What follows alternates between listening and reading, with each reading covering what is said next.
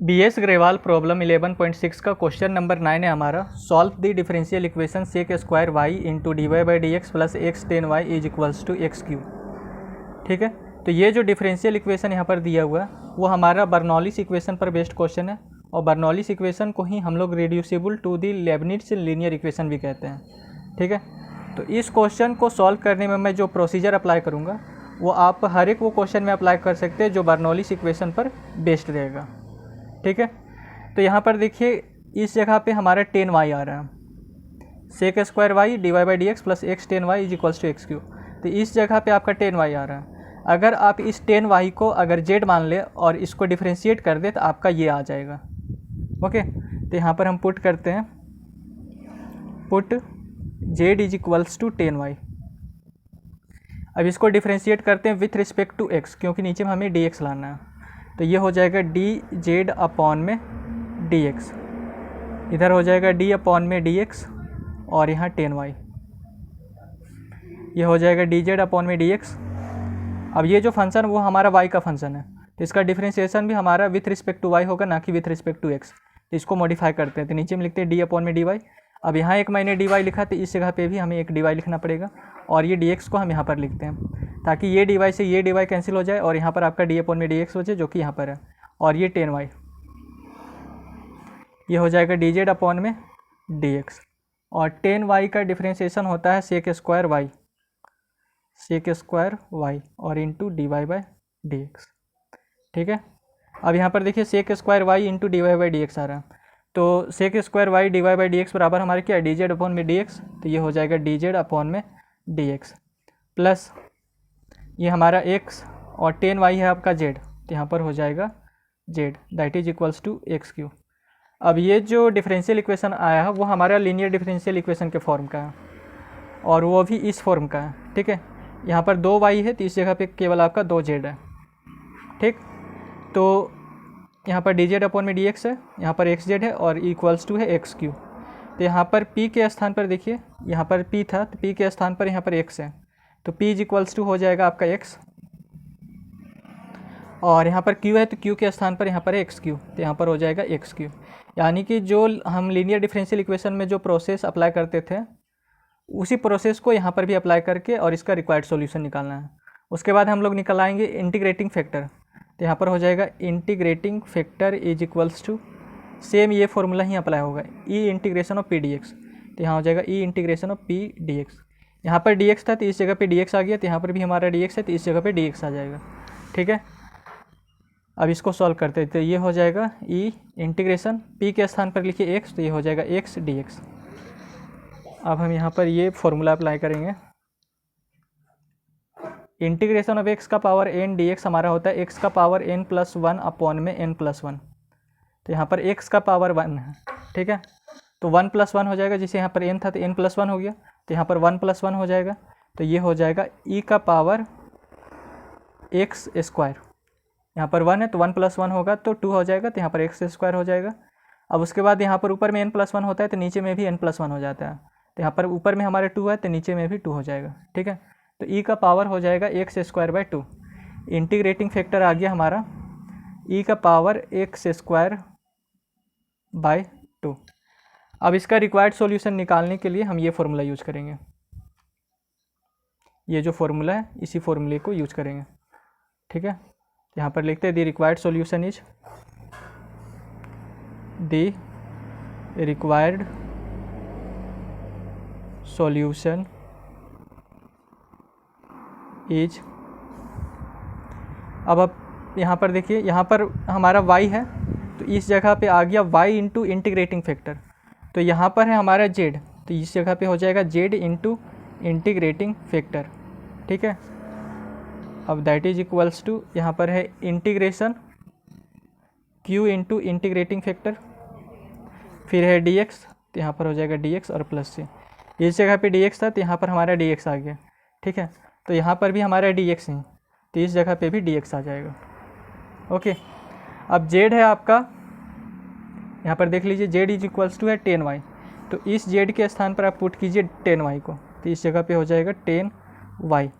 और यहाँ पर इंटीग्रेटिंग फैक्टर आ रहा है, तो इंटीग्रेटिंग फैक्टर हमने निकला e का पावर x स्क्वायर बाई 2, एक इस जगह पे हो जाएगा ई का power x square by two, that is equals to integration, यहाँ क्यू आ रहा है तो क्यू है आपका एक्स क्यू, तो यहाँ हो जाएगा एक्स क्यू, फिर इंटीग्रेटिंग फैक्टर है ई का power x square by to, यहाँ हो जाएगा ई का power x square by to, फिर आ रहा है डी एक्स और प्लस सी। अब इसका हम तो डायरेक्ट इंटीग्रेशन कर नहीं सकते, तो ये जो ई का power x square by to है, तो एक्स स्क्वायर बाई टू को हम मान लेते हैं टी, यानी कि एक्स स्क्वायर बाई टू के स्थान पर पुट करते हैं टी को, put t is equals to x square by two. इसको डिफ्रेंशिएट करते हैं विथ रिस्पेक्ट टू एक्स, तो यहाँ हो जाएगा डी टी अपॉन में डी एक्स, यहाँ 1/2 कॉन्स्टेंट है तो ये हो जाएगा बाहर, और ये हो जाएगा D by D x of x का स्क्वायर, तो ये हो जाएगा डी टी अपॉन में डी एक्स 1/2, और इंटीग्रेशन ऑफ एक्स स्क्वायर होता है, sorry differentiation of x square का डिफ्रेंशिएशन होता है हमारा 2x। यहाँ पर जो एक्स स्क्वायर है इसका डिफ्रेंशिएशन होगा, तो इसका डिफ्रेंशिएशन होगा तो हो जाएगा 2x, ठीक है। तो ये 2 से ये 2 कैंसिल हो जाएगा, और इसमें है सो हम ये वाला फॉर्मूला अप्लाई किए हैं, से डिफ्रेंशिएशन ऑफ एक्स का पावर n का अगर हम डिफ्रेंशिएशन निकालते हैं तो ये जो n है वो हमारा यहाँ पर आ जाता है, और x का एक पावर कम हो जाता है तो यहाँ पर n-1 हो जाता है, ठीक है। तो उसी तरीके से ये जो 2 है यहाँ पर आ गया, और x का एक पावर कम होगा, यानी कि 2 - 1, तो x का पावर यहाँ पर हो जाएगा 1, ओके। अब इस dx को आप इधर लेके जाइए तो यहाँ हो जाएगा dt is equals to x dx, ठीक। अब इसको थोड़ा सा मॉडिफाई कर लेते हैं, इसको और इसको, ये तो हमारा वैसे ही रहेगा, यहाँ पर मॉडिफाई करना पड़ेगा। यहाँ हो जाएगा 10y ई का power x square by two, that is equals to integration, अब यहाँ पर आ रहा है एक्स डी एक्स, तो क्या करते हैं कि यहाँ पर एक्स क्यू से एक एक्स को यहाँ पर लेके जाते हैं, तो यहाँ हो जाएगा एक्स डी एक्स। अब इस जगह पे आपका बचेगा एक्स स्क्वायर, और यहाँ पर रहेगा आपका ई का power x square by two, और ये प्लस सी। अब आप एक्स स्क्वायर का वैल्यू यहाँ से निकाल लीजिए, तो आप 2 को इधर लेके जाइएगा तो यहाँ पर x square is equals to हो जाएगा 2t, ठीक है। यहाँ से आपका एक्स स्क्वायर का वैल्यू निकलेगा। आप 2 को इधर लेके जाइए, यहाँ पर डिवाइड में है तो इधर जाएगा तो मल्टीप्लाई में हो जाएगा, तो x square is equals to हो जाएगा 2t, ओके। अब यहाँ पर देखिए ये हो जाएगा 10y और ई का power x square by to, तो एक्स स्क्वायर बाई टू को आप लिखेंगे t, तो ये हो जाएगा ई का power t that is equals to integration, यहाँ एक्स स्क्वायर आ रहा है तो एक्स स्क्वायर को लिखना है 2t, ये हो जाएगा 2t, और यहाँ पर आ रहा है ई का power x square by to, तो एक्स स्क्वायर बाई टू को आपको लिखना है,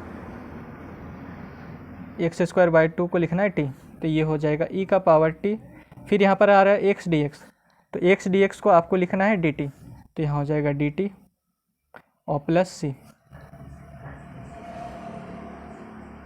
10y, और यहाँ e का पावर t, 2 ऐसो कांस्टेंट है तो इसको रख लीजिए बाहर, यहाँ t e का पावर t, ये dt और ये प्लस सी। अब हम यहाँ पर integration by parts method use करेंगे, तो उसमें हम आइलेट रूल का यूज करते हैं।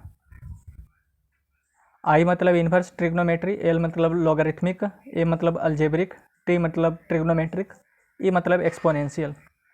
तो यहाँ पर अलजेब्रिक का यहाँ पर फर्स्ट में आ रहा है और एक्सपोनेंशियल सेकेंड में आ रहा है, तो अलजेब्रिक हो जाएगा फर्स्ट फंक्शन, ये हो जाएगा सेकेंड फंक्शन, ठीक है। तो यहाँ हो जाएगा 10y ई का power t that is equals to 2, और इसका इंटीग्रेशन करेंगे इंटीग्रेशन बाय पार्ट्स मेथड का यूज़ करके। तो फर्स्ट फंक्शन को रखते हैं बाहर, इस सेकेंड वाले फंक्शन का होगा integration with respect to t, बीच में माइनस का साइन, अंदर में ये जो फर्स्ट फंक्शन है इसका हो जाएगा डिफरेंशिएशन, फिर इस सेकेंड वाले फंक्शन का होगा integration with respect to t, और फिर इस पूरे का होल इंटीग्रेशन हो जाएगा विथ रिस्पेक्ट टू t, और यहाँ पर प्लस c,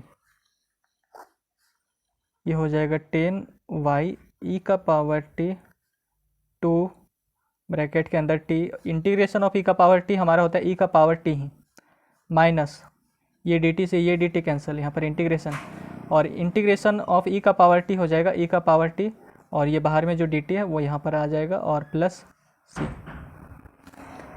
तो ये हो जाएगा 10y ई का power t that is equals to 2 अंदर में टी ई का पावर टी और माइनस इंटीग्रेशन ऑफ ई का पावर टी हो जाएगा ई का पावर टी, क्योंकि ई का पावर टी का integration with respect to t हमारा ई का पावर टी ही होता है, और ये प्लस सी। अब आप है सो यहाँ से ई का पावर टी और यहाँ से ई का पावर टी कॉमन निकाल लीजिए, तो इस जगह पे हो जाएगा 2 इंटू ई का पावर टी, ये t-1 और प्लस सी। अब यहाँ पर 10y है, तो इस 10y को आप यहाँ पर ही लिखिए, और e का पावर t को आप नीचे लेके आइएगा, तो ये है सो इसके साथ यानी कि इस पूरे के साथ डिवाइड में चला जाएगा। यहाँ पर इसके नीचे में भी रहेगा e का पावर t और इसके नीचे में भी रहेगा e का पावर t। अब ये e का पावर t से ये कैंसिल हो जाएगा, तो 10y इक्वल्स टू आ जाएगा 2 और ब्रैकेट के अंदर t-1, और आप ये जो e का पावर t है इसको ऊपर लेके जाइए, तो ऊपर लेके जाएंगे तो इसका पावर है सो नेगेटिव हो जाएगा। अभी पावर पॉजिटिव में, तो ऊपर जाएगा तो पावर नेगेटिव हो जाएगा, तो ये हो जाएगा e का पावर -t। तो 10y इक्वल्स टू 2। अब t हमने माना था x² 2 को, t इक्वल्स टू हमने माना था x² 2। अब t के स्थान पर पुट कर देंगे x² 2, तो यहाँ हो जाएगा x² 2 -1 प्लस यहाँ पर c इंटू ई का पावर t, तो यहाँ हो जाएगा c इंटू ई का पावर t के स्थान पर पुट कर रहे हैं x² 2 को, तो यहाँ हो जाएगा -x² 2। अब इस जगह पे अगर हम 2 एलसीएम ले लें, तो यहाँ हो जाएगा 2 और एलसीएम में 2, इस जगह पे हो जाएगा x² -2, और यहाँ पर आपका बच रहा है c ई का पावर -x² 2। अब ये 2 से ये 2 कैंसिल हो जाएगा, तो 10y इक्वल्स टू हो जाएगा x² -2 और प्लस c ई का पावर -x² 2, और यही है सो आपका रिक्वायर्ड सॉल्यूशन हो जाएगा।